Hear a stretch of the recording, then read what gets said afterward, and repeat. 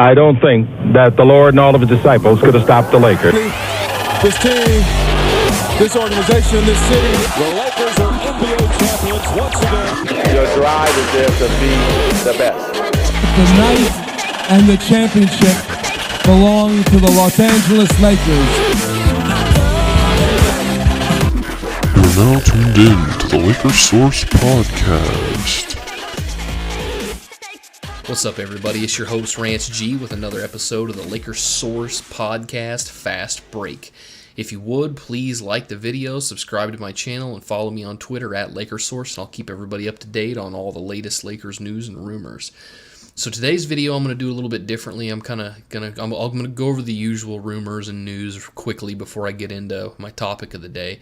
But today I'd like to talk about Lonzo Ball and how I believe he's going to change the NBA.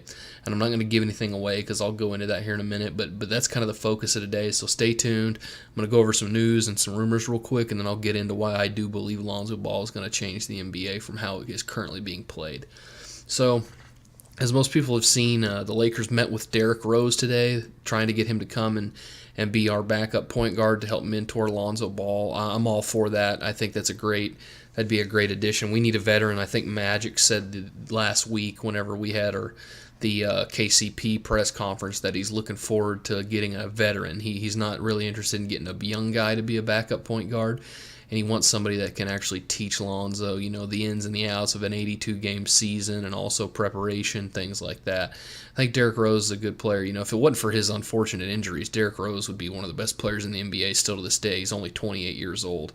It's unfortunate that he had the injuries he did, but he's still a really good player. Averaged 18 points a game last year for the Knicks, 4 assists. So, he's still a very solid player. He'd be an elite player if he wouldn't have any injuries. And who knows, a couple years of getting strong after his last injury, he might be able to have a really good season next year. I consider 18 a game pretty dang good anyway. So I'm all for that. I saw the Lakers met with him for over 3 hours today.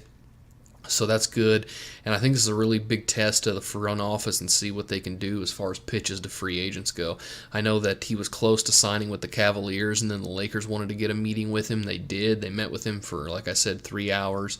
Reports are that it went well. He's going to deliberate and get back to them and let them know his decision by the weekend. So if we can pull this off and we can talk Derrick Rose to coming here instead of the Cavaliers, man, we're in good hands. That's going to show that Magic and Rob have that special touch. They have that mojo. They have the buzz back in Lakerland that Mitch and Jim just didn't have. That will mean that we've got KCP and Rose here in the last, 2 weeks to add to our young core, and Lopez and some of the other players that we have. Dang, Brewer, some good solid vets that we have.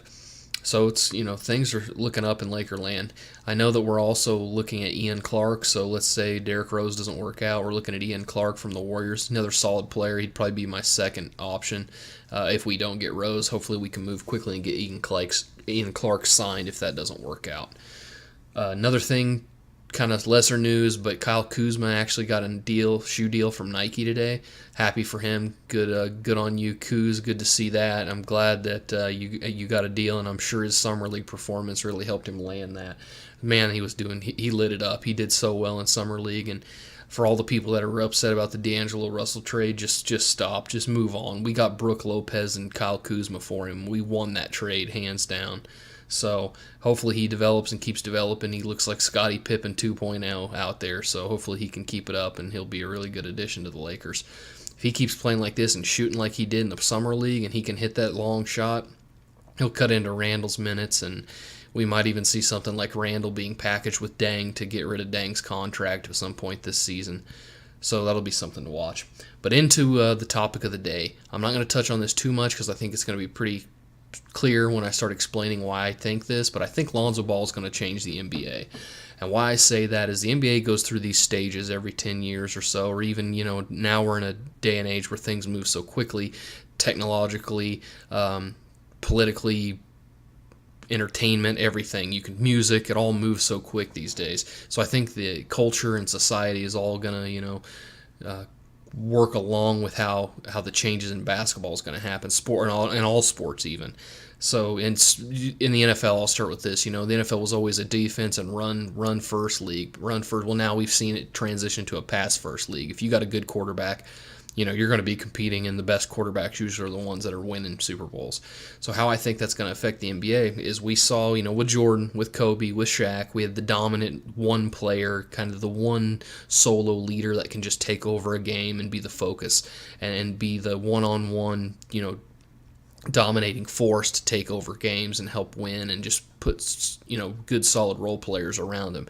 Then we kind of transitioned into having, duos or 2 or 3 players. We had Kobe, Gasol, and Odom, or we had Boston's big 3. Kind of transitioned into having, a few more guys try to have some more firepower. Even Shaq and Kobe kind of started that, having a dynamic duo. And I would say Jordan and Pippen kind of did that as well, or Stockton and Malone. So I would say that was kind of the next. After Jordan's kind of solo show, it kind of went into the dynamic duo. Then it was the big 3. And then kind of where we are now with basketball is we're in a 3-point perimeter game. Everything is 3-point shooting and perimeter shooting. Look what the Golden State Warriors doing. Steph Curry, him by himself, changed the NBA and how people view the 3-point line. A lot of kids these days that are growing up and playing AAU or playing organized basketball on whatever level, they're all looking to shoot threes before they're looking to drive or try to, get and ones or even dish until Lonzo. So where I think Lonzo's going to change the NBA is in the similar way that Steph Curry changed the NBA with being so perimeter focused. Klay Thompson had a hand in that also, and other players, but mainly the Warriors are the ones that kind of put the 3-point shooting as the main focus of the league. And you can kind of go back and say that D'Antoni and Phoenix did that kind of up-tempo, long-range shoot, but they weren't as good. That team was nowhere near as good as three-point shooting as Golden State was. Even the Mavericks team that won the finals a few years back had a lot of three-point shooters. But I would really attribute the change to where it's fully embraced and where it's the way of the world right now as far as NBA basketball goes is the Warriors and how they've completely changed the way the game is played. And what I think is going to happen is in the similar way that Curry changed the game with a three-pointer, Lonzo Ball is going to change the game with dishes, with passes, with being a facilitator. I think that he has the talent to be such a dynamic facilitator and such an intelligent basketball person. He has such a high basketball IQ that I think we could see the next generation of NBA style be played like Showtime Lakers was with Magic, and I think Lonzo will bring that back. I think Lonzo's going to make shots so much easier for other people. He's going to make plays easier for other people. I think that his passing ability is going to be one of, if not the best ever we've ever seen. And I know I'm getting ahead of myself with Summer League. But if nothing else, I don't know if he's going to be the best player ever. He's going to be the best scorer, rebounder, defender, all that. I don't know. But I believe truly he's going to be one of the best passers ever. So I think if he can, bring it all together and get those triple doubles like he was getting in the Summer League, or, play solid defense or hit more open shots. I think if he can put all of his game together and add that to his elite passing skill, he could change the NBA, and I think you could see more young players starting to try to be the guy that facilitates the offense, that runs the offense, doesn't just look to score it out. Point guards in the NBA right now, they're so one-on-one ISO ball oriented where they just want to score. They're looking to score. They're always trying to break their man down on whoever's guarding them on defense. They're always trying to break them down and get to the basket. They're trying to dribble, use their handles, shoot the three, whatever it is. They're trying to score points.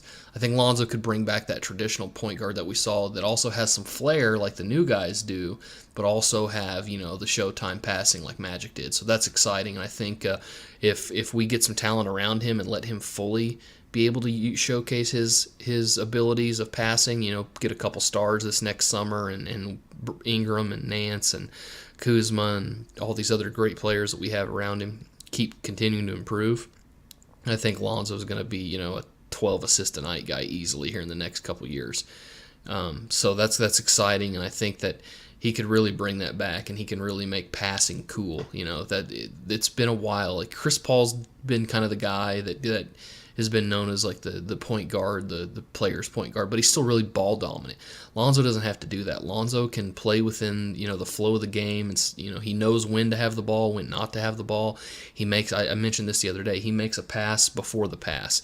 He's the guy that'll make a pass to somebody across the floor just to get the defense to go over, so the player he passed to can then kick it to an open guy, like a hockey assist. So I think Lonzo's IQ is off the charts, and hopefully we get to see that and see him really mature and become an all-time great passing, facilitating point guard and overall point guard. But that pretty much wraps it up. That's my thoughts. That's how I think Lonzo could potentially change the NBA. Let me know what you guys think. Message me on Twitter. Put it in the comments down below. Please like this video, share the video, subscribe to my channel, and follow me on Twitter at LakersSource. I'll keep you guys up to date on everything going on in Lakers world. And I appreciate everything.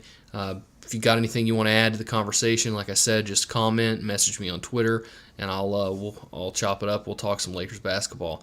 Till next time, guys. Love y'all. Peace.